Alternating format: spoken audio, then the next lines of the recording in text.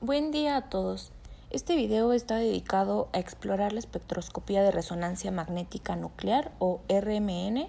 Nos sumergiremos en los fundamentos y aplicaciones de esta técnica analítica de alta precisión, reconocida por su capacidad para revelar la estructura molecular con una claridad sorprendente.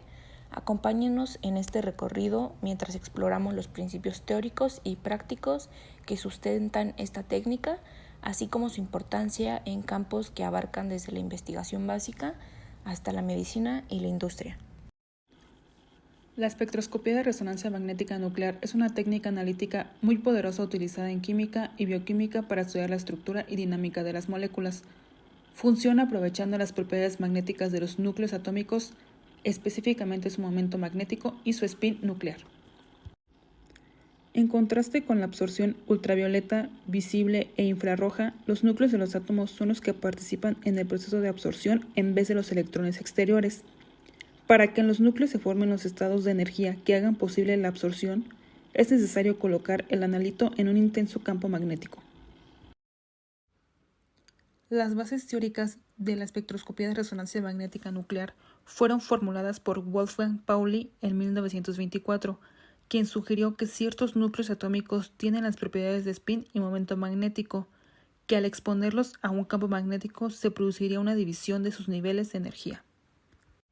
Pero no fue sino hasta 1946 cuando Felix Bloch en Stanford y Edward Purcell en Harvard, con trabajos independientes, demostraron que los núcleos absorben radiación electromagnética en un campo magnético intenso, como resultado del desdoblamiento de los niveles de energía inducidos por el campo magnético.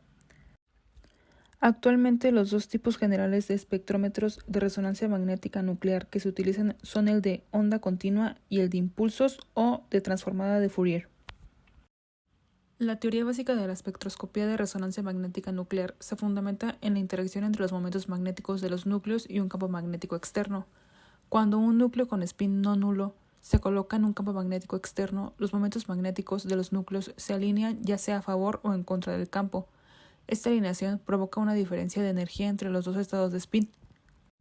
La absorción de energía electromagnética en la región de radiofrecuencia causa que los núcleos cambien de un estado de spin a otro, lo que se conoce como resonancia. La frecuencia de resonancia está relacionada con la fuerza del campo magnético y las propiedades del núcleo específico. Los espectros de resonancia magnética nuclear se representan gráficamente como picos en función de la frecuencia o el campo magnético. La posición, altura y forma de estos picos proporcionan información sobre el ambiente químico local de los núcleos y la conectividad molecular. Efectos del entorno en los espectros de resonancia magnética nuclear. Estos efectos son clave para la interpretación precisa de los espectros de RMN y proporcionan información valiosa sobre la estructura y la química de las moléculas. Hay dos principales, que son el desplazamiento químico y el acoplamiento spin-spin.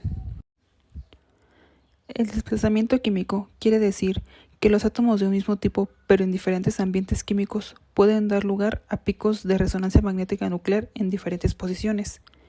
Esto se debe a que los electrones circundantes y los grupos funcionales cercanos afectan al campo magnético local en el que se encuentra el núcleo, lo que altera su frecuencia de resonancia.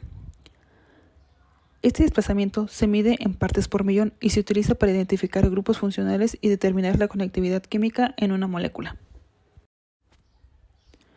En el acoplamiento o desdoblamiento spin-spin, los núcleos vecinos con spin nuclear no nulo pueden interactuar entre sí a través de la interacción magnética dipolar. Esto da lugar a un fenómeno conocido como acoplamiento spin-spin o acoplamiento J. Esta interacción produce un desdoblamiento de los picos de resonancia magnética nuclear en un patrón característico de multipletes. La magnitud y el patrón de estos desdoblamientos proporcionan información sobre la distancia y la naturaleza de los átomos vecinos en una molécula. Espectrómetros de resonancia magnética nuclear. Los fabricantes de instrumentos comercializan dos tipos de espectrómetros, de línea ancha y de alta resolución. Los primeros están equipados con imanes cuya intensidad es de unas pocas décimas de Tesla y son considerablemente más simples y más baratos que los segundos. Estos contienen imanes de intensidades que oscilan entre los 1.4 y 23 TeV, lo cual corresponde a frecuencias de protón de 60 a 1000 MHz. Este tipo de instrumentos ha sido ampliamente reemplazado por los espectrómetros de transformada de Fourier, en los que el campo magnético lo proporcionan imanes superconductores. Una de las razones principales de por qué los instrumentos de transformada de Fourier se han popularizado tanto es porque permiten promediar la señal de manera eficaz, con lo que se obtiene una mayor sensibilidad. Como casi todos ellos funcionan en la actualidad en el modo de pulso o de transformada, se limitará el estudio a los instrumentos de RMN a transformada de Fourier. En la imagen podemos resaltar 4 puntos: imanes, sonda de la muestra, el detector y el sistema de proceso de los datos y manipulación de la muestra. El componente principal de los instrumentos de resonancia magnética nuclear es el imán. La sensibilidad y la resolución de los espectrómetros dependen de forma crítica de la intensidad y calidad de los imanes. En este se pueden utilizar 3 tipos de imanes: imanes permanentes, electroimanes ordinarios y selenoides superconductores. Un componente clave de los espectrómetros de resonancia magnética nuclear es la sonda de la muestra, la cual tiene múltiples funciones. Mantiene la muestra en una posición fija dentro del campo magnético, contiene una turbina de aire para rotar la muestra y aloja la bobina o bobinas que permite la excitación de la detección de la señal de la resonancia magnética nuclear. Ahora, en el sistema de detector que se muestra en la imagen, la señal de radio de alta frecuencia se convierte primero en una señal de audiofrecuencia, que es mucho más fácil de digitalizar. Es posible imaginar que la señal proveniente del amplificador de radiofrecuencia está constituida por 2 componentes: una señal portadora, que tiene la frecuencia del oscilador utilizado para producirla, y una señal sobrepuesta de resonancia magnética nuclear proveniente del analito. Ya por último, la manipulación de la muestra. Hasta hace poco, los estudios de resonancia magnética nuclear de alta resolución se habían restringido a las muestras que se podían convertir en un estado líquido no viscoso. Se utilizan soluciones de la muestra de 2 a 15%, aunque las muestras de líquidos puros se pueden también examinar si sus viscosidades son suficientemente bajas. Los solventes no deben tener resonancias propias en la región espectral de interés. Por lo regular, los solventes para la resonancia magnética nuclear se deuteran para proporcionar la señal estabilizada de la frecuencia de campo. El solvente más común para compuestos orgánicos es el cloroformo deuterado, o sea, CdCl3. La aplicación más importante de la espectroscopía de resonancia magnética nuclear de protones o protónica es la identificación y el esclarecimiento de la estructura de moléculas orgánicas, organometálicas y bioquímicas. Si se utiliza la resonancia magnética nuclear junto con los espectros de masa, infrarrojo y ultravioleta, así como el análisis elemental, la resonancia magnética nuclear es una herramienta poderosa e indispensable para la identificación de compuestos puros. Un aspecto único de los espectros de resonancia magnética nuclear es la proporcionalidad directa entre las áreas de los picos y el número de núcleos causantes del surgimiento del pico. La determinación cuantitativa de un compuesto específico no requiere muestras puras del compuesto para la calibración. Por consiguiente, si una resonancia identificable de uno de los constituyentes de una muestra no se traslapa con las resonancias de los otros componentes, se usa el área de este pico para establecer directamente la concentración de la especie, siempre que se conozca solo el área de la señal del protón. Este último parámetro se obtiene con la facilidad a partir de la concentración conocida de un patrón interno. Una de las aplicaciones más útiles de la resonancia magnética ha sido la determinación de grupos funcionales como los grupos hidroxilo en alcoholes y fenoles, aldehídos, ácidos carboxílicos, olefinas, hidrógenos acetilínicos, aminas y amidas. Los errores relativos determinados fueron del orden 1 al 5%. A pesar de todo lo que conlleva esta resonancia magnética nuclear y todas sus ventajas, el costo de los instrumentos detiene la expansión del uso de la espectroscopía de resonancia magnética nuclear para el análisis cuantitativo. Además, la probabilidad de que las resonancias se traslapen se incrementa al aumentar la complejidad de la muestra. Y es así como esta resonancia no es a menudo tan sensible ni tan conveniente como otras técnicas estudiadas. En cuanto a la resonancia magnética nuclear del carbono, esta tiene una baja intensidad de la señal, la cual se relaciona directamente con la poca abundancia natural del isótopo del 1.1% y su pequeña relación giromagnética, que es alrededor de la cuarta parte de la del protón. Estos factores se combinan para hacer de la resonancia magnética nuclear del carbono unas 6.000 veces menos sensible que la resonancia magnética nuclear protónica. Este tipo de resonancia tiene varias ventajas sobre la resonancia magnética protónica. En primer lugar, proporciona información acerca del esqueleto de las moléculas y no de su periferia. Además, el intervalo de desplazamiento químico para la del carbono en mayor parte de los compuestos orgánicos es alrededor de 200 partes por millón, comparado de 10 a 15 partes por millón para la de resonancia magnética protónica. Por consiguiente, hay menos traslape de picos en los espectros de la resonancia magnética de carbono que en los espectros de protones. Por último, se pueden aplicar excelentes métodos para desacoplar la interacción entre los átomos de carbono 13 y los protones. Así, el espectro para un tipo particular de carbono se presenta en una sola línea.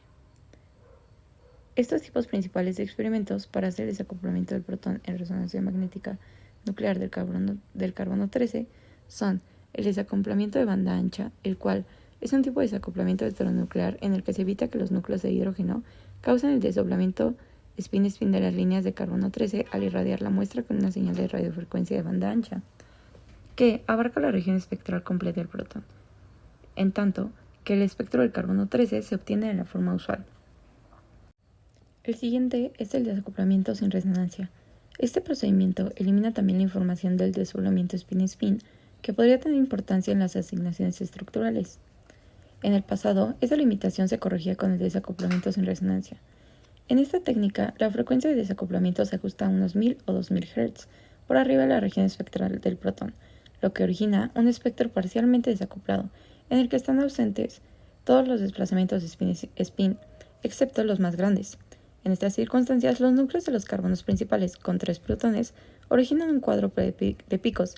Los carbonos secundarios dan triples, los núcleos de carbono terciarios se presentan como dobles y los carbonos cuaternarios muestran una sola línea. Por último, en el desacoplamiento de pulsos, los espectrómetros modernos de resonancia magnética nuclear proporcionan información del desacoplamiento mediante la aplicación de complejos esquemas de pulsos que mejoran la relación señal-ruido, de forma más rápida que el desacoplamiento sin resonancia. Aplicación de la resonancia magnética nuclear a otros núcleos. Más de 200 isótopos poseen momentos magnéticos y, por tanto, en principio, pueden estudiarse por resonancia magnética nuclear. Entre los núcleos más frecuentemente estudiados se encuentran 31 fósforo, 15 nitrógeno, 19 flúor, 2D, 11 boro, 23 sodio, 14 nitrógeno, 29 silicio, 109 plata, 199 mercurio, 113 cadmio y 207 plomo. Los dos primeros tienen una importancia particular en la química orgánica, la bioquímica y la biología. El fósforo 31, con número de spin de 1 medio, presenta picos agudos de resonancia magnética nuclear con desplazamientos químicos que se extienden en un intervalo de 700 partes por millones. La frecuencia de resonancia del núcleo del 31P es de 31 MHz. Numerosas investigaciones, en particular en el campo de la bioquímica, se basan en la resonancia del 31P. Un ejemplo de todo esto se muestra en la imagen. El flúor 19 tiene un número cuántico de spin de 1 medio y una relación giromagnética cercana a la de 1 hidrógeno. Por tanto, la frecuencia de resonancia del flúor a 188 MHz resulta solo ligeramente inferior a la del protón a 200 MHz, cuando ambos se estudian en un campo de 4.69 T.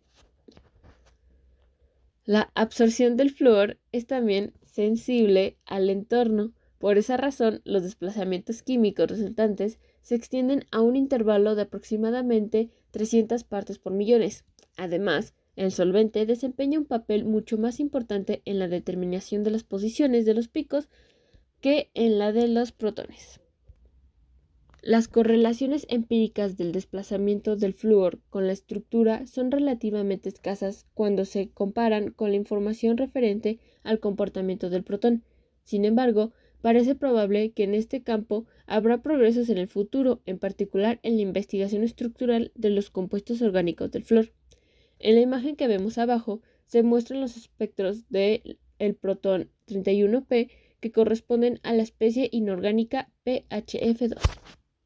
Impulsos múltiples y resonancia magnética nuclear multidimensional. En estas técnicas se han originado experimentos nuevos que permiten obtener más información acerca de moléculas orgánicas y biológicas. Las dividiremos en tres, comenzando por resonancia magnética nuclear de pulsos múltiples, en la cual se utilizan secuencias de pulsos de radiofrecuencia para manipular los núcleos atómicos y obtener información más detallada. Por ejemplo, en las mezclas que contienen proteínas y moléculas biológicas pequeñas se usa para eliminar las resonancias de los protones de las macromoléculas y facilitar la intensificación de las señales de moléculas pequeñas, o sea que se pueden utilizar las sucesiones de múltiples pulsos para añadir una segunda dimensión de frecuencia a los experimentos de RMN. En segundo lugar tenemos la resonancia magnética nuclear bidimensional. La RMN bidimensional comprende una serie relativamente nueva de técnicas de pulsos múltiples que facilitan la interpretación de espectros complejos. Con los métodos bidimensionales se pueden identificar resonancias relacionadas con acoplamiento mediante enlace, interacciones espaciales o con intercambio químico. En estos métodos los datos se adquieren como en la RMN de transformada de Fourier ordinaria en función del tiempo, el cual llamaremos T2, pero antes de obtener la señal de decaimiento libre de inducción, el sistema es perturbado con un pulso durante un tiempo, el cual llamaremos T1. La transformación de Fourier del decaimiento libre de inducción como una función de T2 para un T1 fijo origina un espectro semejante al que se obtiene en un experimento ordinario de pulsos. Algunos de los métodos más populares se basan en la transferencia de coherencia. Un ejemplo es la espectroscopía de correlación homonuclear. Y finalmente terminamos con resonancia magnética nuclear multidimensional. La superposición de resonancias en la RMN bidimensional ha limitado la determinación de la estructura de proteínas pequeñas, pero los métodos de 3 y 4 dimensiones que han sido perfeccionados permiten que la espectroscopía de RMN se generalice a proteínas más y más grandes. Actualmente, esta técnica tiene la aptitud de proporcionar estructuras completas de fase en solución para complementar estructuras cristalinas obtenidas a partir de cristalografía con rayos X.